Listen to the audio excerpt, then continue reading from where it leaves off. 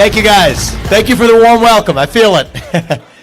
I have to say, thank you for that kind introduction. And it is good to be back in Dorchester County. It's where we started this off. I feel like I'm coming back home. I am seeing a lot of new faces tonight, though, and so I'll tell you a bit about myself and why we're doing this. Okay, I'm the kid of immigrants who came to this country 40 years ago with no money. I've gone on to found multi-billion-dollar companies in the United States of America. I did it while marrying my wife, Apurva, raising our two sons, following our faith in God. That is the American dream. And I am genuinely worried that that American dream will not exist for my two sons and their generation. The truth is, we're in the middle of a national identity crisis today. And I speak to you as a member of my generation when I say that. I'm 38 years old. I'm the youngest person ever to run for U.S. president as a Republican. Thank you. I appreciate that. Last time I saw you guys, I was 37, and they said, 37's too young. So I said, all right, we'll turn 38 then, you know. But the truth is, I'll tell you what's going on with our generation. I think it's true of all of us. It's definitely true of people my age and younger. We are hungry for a cause. We are starved for purpose and meaning and identity. At a time in our national history when the things that used to fill that void, faith, patriotism, hard work, family, these things have disappeared. And that leaves a moral vacuum, a black hole in its wake. And when you have a black hole that runs that deep, that is when the poison fills the void. You can pick your favorite poison. Wokeism, transgenderism, climatism, COVIDism, globalism, depression, anxiety, fentanyl, suicide. These are symptoms of a deeper void of purpose and meaning in our country. And as odd as that might sound, I actually think this is our opportunity. This is our opportunity as conservatives, as Americans, to step up and fill that void with a vision of what it even means to be an American today. A vision of American national identity that runs so deep that it dilutes the poison to irrelevance. For a long time, we as Republicans, we as conservatives, we have been running from something. Now is our moment to actually start running to something. To our vision of what it means to be a citizen of this nation. You ask people my age that question. What does it mean to be an American? You get a blank stare in response. It's like a deer in the headlights. That is the vacuum. That is the void. That is what we're going to talk about tonight. What does it mean to be an American? To me, it means you believe in the ideals that set this nation into motion 250 years ago. Ideals like meritocracy and the pursuit of excellence, that you get ahead in this country, not on the color of your skin, but on the content of your character and your contributions. That is why I will end affirmative action in every sphere of American life. It has been a cancer on our national soul, and we will end it. What does it mean to be American? It means we believe in the rule of law. That if you're like, you know what, my parents, you get to come to this country legally if you want to follow the rules and do it through the front door. They followed the rules. They paid their taxes. They raised 2 kids, both of us, who went on to found companies that helped thousands of Americans. But I say this as the kid of immigrants, that your first act of entering this country cannot break the law. And that is why we will use our own military, not to protect it against an invasion across somebody else's border halfway around the world that doesn't advance our interests, but to protect against the invasion on our own southern border right here at home. That is what it means to be an American believing in the rule of law. What does it mean to be an American? It means we believe in a radical dream that our founding fathers had 250 years ago. A radical dream that I have as a citizen today. That the people who we elect to run the government ought to be the ones who actually run the government. Not the managerial bureaucracy in the deep state that actually runs the show today. This is why, to be honest with you, I don't even talk that much about Joe Biden. Joe Biden is not running the federal government today. Just a fact, he's not. It is the puppet masters who actually pull the strings in the administrative deep state. So what I have said is that if I can't be your all's president for more than 8 years and collect a paycheck from the taxpayer for that long, which I think is a good thing, then neither should those federal bureaucrats reporting into me either. 8-year term limits for the bureaucracy instead of the civil service protections. And by the way, when there are government agencies that have become so corrupt that they've abandoned their original purpose, government agencies that should not even exist, like the FBI or the IRS or the ATF or the CDC or the Nuclear Regulatory Commission or the U.S. Department of Education, then we will not just reform them. We are going to get in there and shut it down. That is how you revive the integrity of a constitutional republic. You see, these aren't Republican ideas or Democrat ideas. These are not black ideas or white ideas. These are fundamentally American ideals that set a revolution into motion 250 years ago. And I do think we face a choice in this primary, in this election. I say this as somebody who doesn't bash my fellow colleagues in this race, and I call them my colleagues. They're not my competitors. They're colleagues in a national revival. You all are my colleagues, are each other's colleagues in our national revival. It is going to take all of us to do our part. Next week on Wednesday, there will be 7 other good patriots on that stage, and I respect them. But we do face a choice in this primary, and I think the choice comes down to this. Do you want incremental reform, or do you want revolution? I stand on the side of revolution. I stand on the side of the American Revolution. Those 1776 ideals that birthed this nation. We live in a 1776 moment. We live in a moment where we, the people, remind ourselves that we create a government that is accountable to us, not the other way around. We live in a moment where we remind ourselves that, you know what, we don't sort out our differences in the back of palace halls, either in old world England or in the corner office of BlackRock on Park Avenue in Manhattan today. No, we the people sort out our differences through free speech and open debate in the public square in a constitutional republic where every citizen's voice and vote counts equally. That is how we do things on this side of the Atlantic, on this side of 1776. That is who we are as Americans. Okay? I don't think about November 2024 as some destination. Don't make that mistake.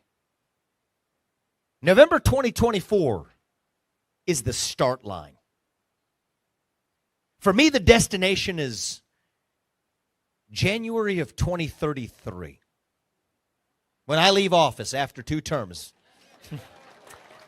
My older son, he won't even be in high school yet, okay? And I think a lot about what do I want to tell him? We're doing all this, we're going through all this trouble, got a 1-year-old at home, a 3.5-year-old. What are we doing? For what purpose are we doing this? I think about what I want to tell him when he's entering high school, what I want to tell you all when I leave that office. I really don't pay attention to inauguration speeches. They bore me. They're full of unfulfilled promises. It's garbage, okay? I do pay attention to farewell speeches. George Washington's, the great of all time, January of 1801.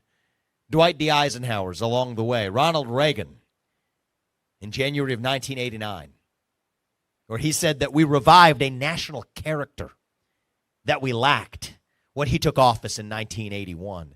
I think about what do I want to tell you in January 2033 that we actually did for this country.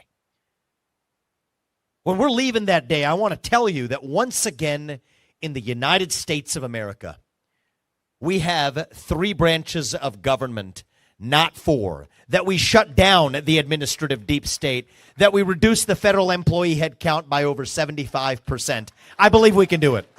I believe it is possible. I want to tell you in January 2033 that we are no longer dependent on our enemy, Communist China, for our modern way of life. We have declared independence once again in the United States of America. I want to tell you that our economy is once again growing at the fastest rate in the developed world because we embrace capitalism again in this country instead of apologizing for it. Above all, though, I want to tell you that my 2 sons and their generation, that they are once again proud to be citizens of this nation. We're in a crisis of national pride. Young people, they don't believe in this country anymore. I can tell you, I'm one of young people, a member of a generation that was jaded and cynical for much of my 20s. Wasn't that long ago for me. 16% of Gen Z today says they're no longer proud to be American. 60% of young Americans say they would sooner give up their right to vote than to give up their access to TikTok. I'm not making this up. This would be funny if it weren't true.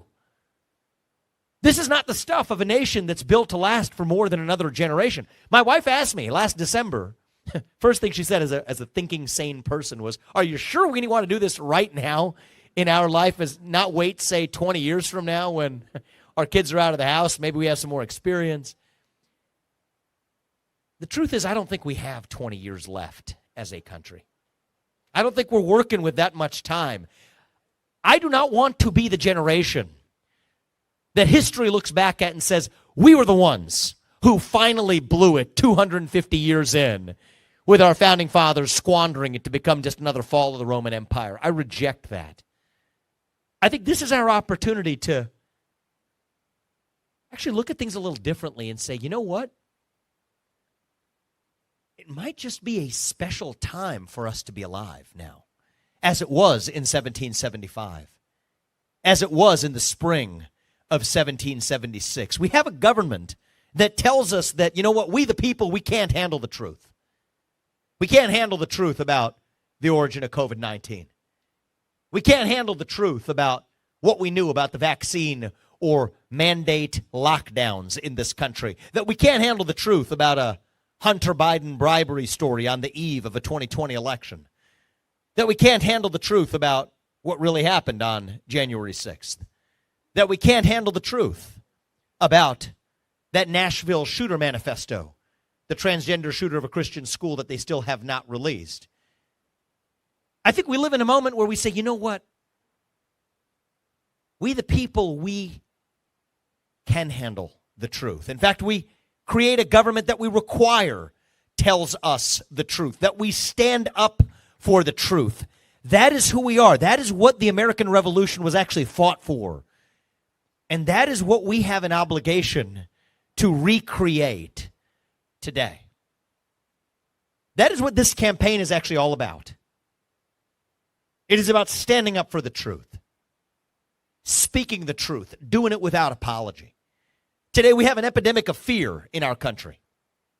Fear of losing your job. Fear of your kids getting a bad grade in school. Fear of becoming a pariah in your own community. Not for telling a lie. You'll be fine if you tell a lie, but for telling the truth. You want to revive our civic health? I'll tell you how to do it. The best measure of how we're doing as a country. Here's what it is. It isn't the number of ballots that get cast every November. That's just the final act at the end of the process. It is the percentage of people who feel free to say what they actually think in public. Right now, we're doing poorly. We can do better.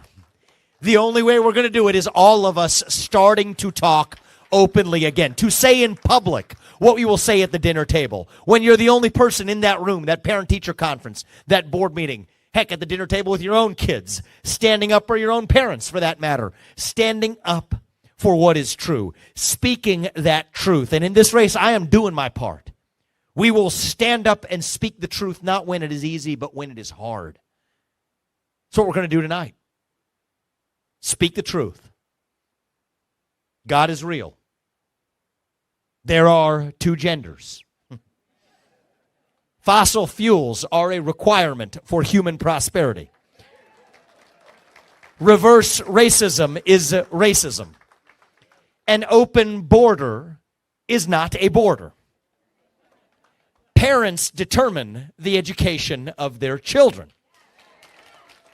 The nuclear family is the best known form of governance to mankind. Capitalism lifts people up from poverty. There are 3 branches of government, not 4. And the U.S. Constitution, it is the strongest guarantor of freedom in human history. That is the truth. We fight for the truth. We stand up for the truth. That is who we are as Americans. And I will say this in closing before opening this up. I want to actually hear from you guys. We'll do a little Q&A. Throw things off script a little bit here. The truth is, for too long now, I grew up into a generation where we were taught to celebrate our diversity and our differences so much that we forgot all of the ways we are really just the same as Americans, bound by a common set of ideals that set this nation into motion in 1776. I believe it deep in my bones that those ideals still exist. I believe that we together can still revive them. E pluribus unum. From many, one. That is the dream that won the American Revolution. That is the dream that reunited us after the Civil War. That is the dream that won us 2 world wars and the Cold War. That is the dream that still gives hope to the free world. And if we can revive that dream over group identity and victimhood and grievance, then nobody in the world, not a nation, not a corporation, not a virus is going to defeat us. That is what American exceptionalism is all about, and that is what we together will revive to save this great nation. Thank you all. God bless you. God bless your families. And God bless our great country, the United States of America. Thank you. Thank you. Thank you. Let's actually open this up. Let's have a conversation. We'll take the microphones around. Thank you. I appreciate it, brother. Thank you. I don't know if we have a second mic or not, but we'll just open this up. Oh, we got one in the back. All right. Thank you. Okay, my name is Xiao Dan Li. I'm from Beaufort County. I'm often asked by fellow citizens, who do you think will be the winner of the general election? That's the criteria for them to choose the primary nominee. However, my answer is it doesn't matter who's the nominee. The question should be, how do we win? Not who will win, because no matter who wins, the Democrats will cheat. So from your campaign's perspective, how do you plan to win in terms of, the 6 swing states that have different election laws? Thank you. So this is a very real, practical, and relevant question for the next 18 months. I want you to take one thing away from tonight. This cannot be a 50.1 razor-thin margin election. For so many reasons, it can't. This cannot be an election where MSNBC and CNN are carefully trotting out the winner the following Monday after the Tuesday when we vote. This just can't be one of those elections. We are skating on thin ice as a country right now. I worry that our country cannot sustain that type of ambiguous election result. I don't think we have it in us. This has to be a landslide election. This has to be a Reagan 1980 style moral mandate that puts us in a position to actually revive our constitutional republic. This is one of those moments. And honest to God, that is why I am in this race. The difference between 50.1 and a landslide election is actually young people in this country. I've never had a political donor in my life. We have 70,000, 80,000, something like this, unique donors to the campaign already. 40% of them are first-time ever donors to the GOP. Most of them are young. We have to show up in the places. We're supposed to go to Iowa, New Hampshire, South Carolina. I've been to Chicago twice. Once in the south side of Chicago. I went to a room full of about people this big, looked a little different by shades of melanin. Who cares? We're all Americans, actually. And I have not been in a room, probably even compared to this one, and I know where you guys are on this, so this tells you a lot, that was more strongly in favor of militarizing the southern border than that room on the south side of Chicago, who rightly asked the question. There's migrants that they're infiltrating South Shores High School, turning it into an encampment for migrants who are getting $7,000 per migrant per month. The people in that community, Democrat or Republican, I could care less, are rightly asking, what about me? And you know what? The America First agenda means putting all Americans first. I went to Kensington, in the middle of Philadelphia. And my parents came from India, right? So this is when we used to visit my grandparents in the 90s. It's a truly third world nation. We had to squat because there wasn't toilet seats. That's the level it's at. In the 90s, I have not been to a more third world location than Kensington, where I visited a month ago. 10 a.m., people shooting up with needles, heroin in the middle of the street. Police not able to do a thing about it. And so I think this is actually our moment. The first step is you got to show up. We can't recoil in our shell. We have other good candidates in this race. I respect my colleagues, but who will say, I won't talk to NBC News because they're not nice to me. I don't know if one of those guys is from NBC today or not. But it's true. They know it to be true. Because they say NBC News is not fair. NBC News is not fair. I will confirm that. But if you're not willing to sit across the table from NBC News, you're not ready to sit across the table from Xi Jinping, and you're certainly not going to be the person who delivers a landslide election in this country. So it takes fortitude. Okay? And I'll also tell you the other thing, because we got to take a bitter pill of our own medicine. Sometimes it hurts. But I speak the hard truth 360 degrees. Okay? I gave a speech at my high school. Most young people think they're progressives. They really don't know what they are, actually. We have to give them direction. See, we're the ones not doing it. But what I told them was, look, you're going to go through hardship in your life. I've been through hardship in my life. Hardship is not a choice, by the way. Hardship is sometimes something that just happens to you. But victimhood is a choice. And hardship is not the same thing as victimhood. Sometimes hardship can be what actually helps us rediscover who we really are. And I think what it means to be a conservative, my cultural definition of it is we don't choose victimhood. We choose to be victorious. That is who we are as Americans. And so I think this is our moment to take a long, hard look in the mirror as conservatives. We are not playing on an even playing field. Does the other side cheat? Yes, they do. But what are we in this for? We're in this to save a country, a nation that we still call home. And I don't think we're going to have that many more cycles left unless we use the one that's sitting in front of us right now. And so if you all put me in that position. That's your choice, not mine. It's the beauty of our system. If you all put me in that position as your nominee, you all do your part. I promise you I will do mine, because Reagan 1980 is absolutely what we need. And if Ronald Reagan were alive and well today, I promise you I would not be in this race. I'd be backing him and living a better life in some ways, right? But he's not. And I think that this is our moment to actually step up, deliver that landslide, then you fix the rails. We're riding broken rails now. Go back to single-day voting, make Election Day a holiday, paper ballots, and government-issued ID to match the voter file. But you got to win to be able to deliver that. That's where I'm at. Thank you. Take a couple more, and then we'll rock and roll. Thank you. Thank you, Jay Byers.